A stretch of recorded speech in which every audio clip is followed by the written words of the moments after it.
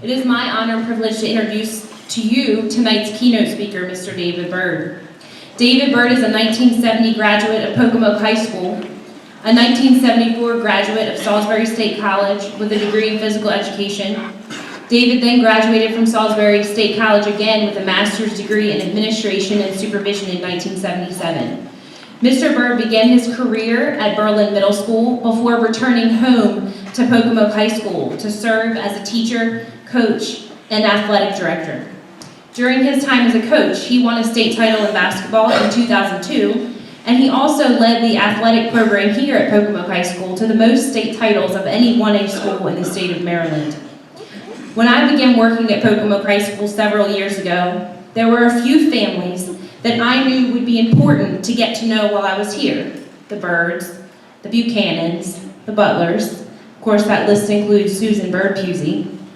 I knew these families had a long-standing tradition of leadership in this community, and I knew if I was going to experience any amount of success here at this school, in this school community, I would have to learn and be mentored by these people. David Byrd is one of those people. I'm grateful that after announcing his retirement earlier this year, he agreed to stay on as athletic director, because as he will tell you, I still have a lot to learn. It's my pleasure to introduce you to the backup graduation speaker for Pocomoke High School for the past 40 years, who now, this year, finally gets his opportunity to be the graduation speaker, Mr. David Byrd.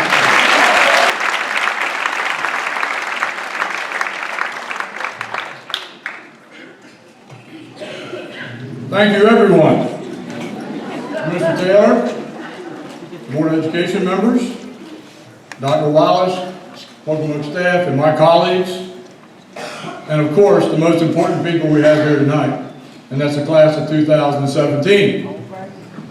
The class of 2017 is going to be pretty close to me because if Ms. Wallace decides it's going to be the last time that I'll be up here on stage. I have been the backup speaker since Carrie Reese anointed me that 40 years ago,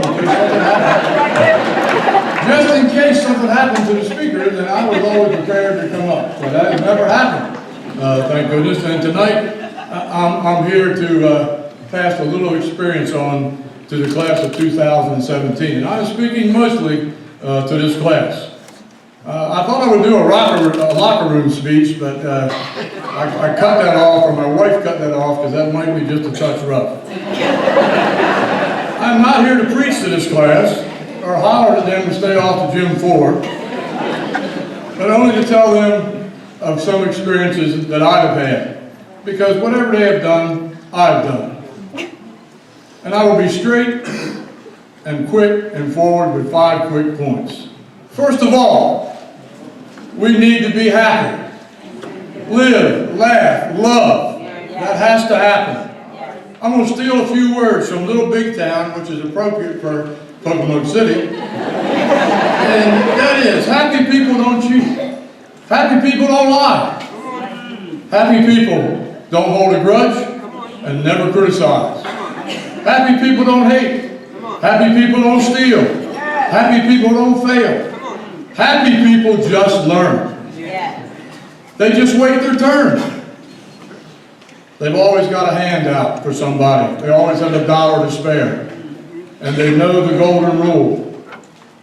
Life is short. Love is rare. We all deserve to be happy. So please smile here tonight. This is a great occasion.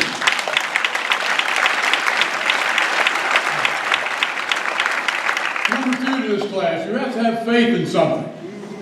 Faith in yourself, number 1. But a good place to start is your church. When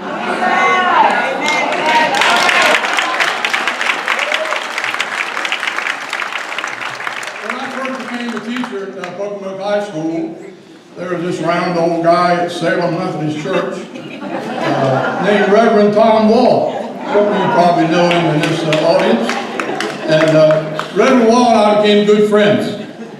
And it was because of him that we could hash out some problems. I talked like a coach, he talked like a preacher. And it worked out pretty well. But one thing he left me with, which I'm going to tell this class, is don't try to be better than someone else. Just always be the best that you can be. He reminded me of that often, I'll tell you that. I'm going to give a little example. I have to throw in one athletic example during this talk tonight. And, this is about a player I had named Mike Roberts. He is still the leading public school scorer in the state of Maryland with 3,224 points.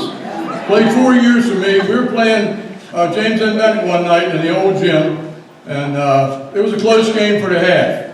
And we went in at halftime, and I was doing a really good halftime speech. And, saying a few things, probably kicked a chair or two. And Tom Darcy was my assistant coach, and he was keeping stats. And he came up behind me and whispered and said, "Dave, he's got 24 and 13 at the half. That's 24 points and 13 rebounds at the half." I said, "He can do better." You know what? He went out and did better. I got on him, he went out and did better. He set a school record that night, 52 points, 9 3-pointers. And still one of the greatest guys, graduate of Colgate, living in New York City, and I talk to him about once a month. Always be the best that you can be. Number 3 is family. There is no substitution for family. Never. And you all got to remember that. Besides family, there's no substitution for friends. When you go away, your family will always be there. I was lucky to have a great family. Mother, father, brothers, sisters. I got a great family now. You need to thank your family, everybody out here, your brother, your sister, your grandparents, aunt and uncles, anybody that's associated with you. You need to thank them all the time. Hug them, give them a big hug each day, because you never know when they're going to be gone. You may not like what they tell you now. Like, for example, nothing good happens after midnight.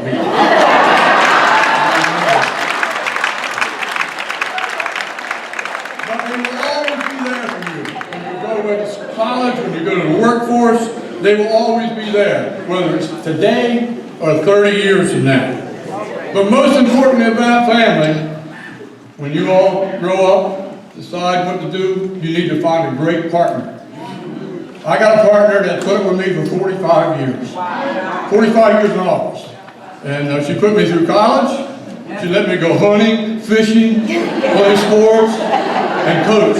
How about that? You can't ask for that. And most importantly, she is one freaking good cook. You gotta remember that, people. So when you decide to pick somebody, whatever partner it is, then you better pick a good one. Number 4, school and community. We are one. Pocomoke is one, school and community. Remember, students, what has gone on in your life for the last 18 years, some of you may not be 18 yet, but close to 18 years, with this school and this community. There is no substitution for education. If you plan to be a teacher, you got to go to school all the time. I got a master's degree, but I still got 50-some hours past that, and they still make me go to class. So think about that. There's no substitution for education. Be a part of something. Whether you go out in the job force, you get a new job, you go to college, be a part of that. Be a part of your community. Whether it's be a firefighter, in a civic club, in politics, or church. And most importantly, on this weekend that we honor Americans, you can always be a part of the military and respect them. And God bless the military in the United States of America.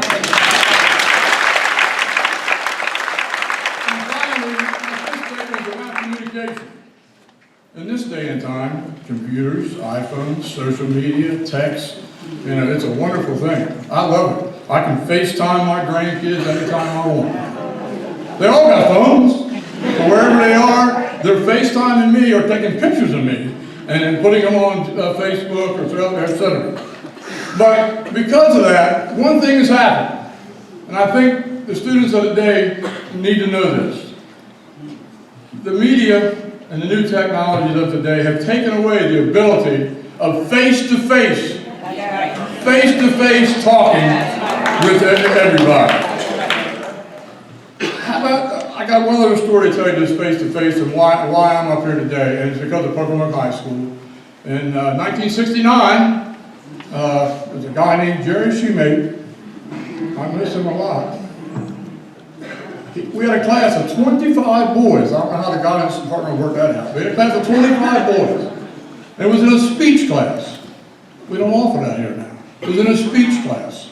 And he taught us how to speak. He taught me not to be afraid to speak. I got a plaque when I graduated. It said, "Congratulations, Stuttering Spencer." That's my middle name. Because I stuttered when I was in high school. And that happened until I was in his class. And now I could get up in front of people, and we did impromptu speeches. We'd walk in there and he'd scare you to death, and you'd have to give a speech on how to kick a soccer ball. I'll tell you one little thing we did to Jerry. This is what you got to be happy. This class of 25 boys, and I don't know if you've seen Shawshank Redemption, that old movie, where you got that poster of Ursula Andrews, and she's in it's a Playboy pinup. We took that picture and took it over to Jerry's desk and stuck it up on the ceiling. And we went to lunch, he went to lunch and put it up on the ceiling and come back. When we come back, we asked him to do an impromptu speech on that picture above it. And we will never forget that. There might be a guy or two in this audience that probably was in that same class. But it's the best class, besides phys ed, that I had at Kokomo High School. I hope Dr. Wallace is listening, and sometime down the road, a speech class is what we need at PHS. So take time. Put your phone down. When I'm talking to you, I would like to look at you face to face. And instead of somebody doing this or talking on their phone, put the phone down. Say hello. Shake hands. Wave. Smile at everybody. And as my sister would say please and thank you. Thank you very much.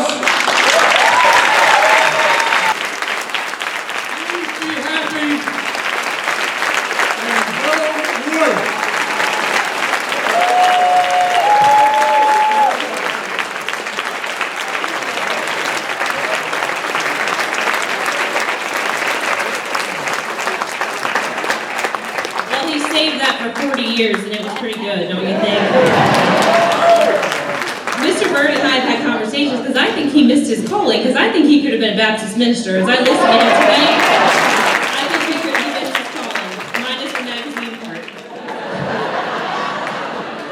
But I want to thank Mr. Byrd, not only for the speech tonight, but for being a mentor to me, for being a mentor to our young people here on stage, and I certainly appreciate his support. And I will tell you, that's probably the best graduation speech I've heard, and it's probably the best one we'll hear, because I don't think we'll get another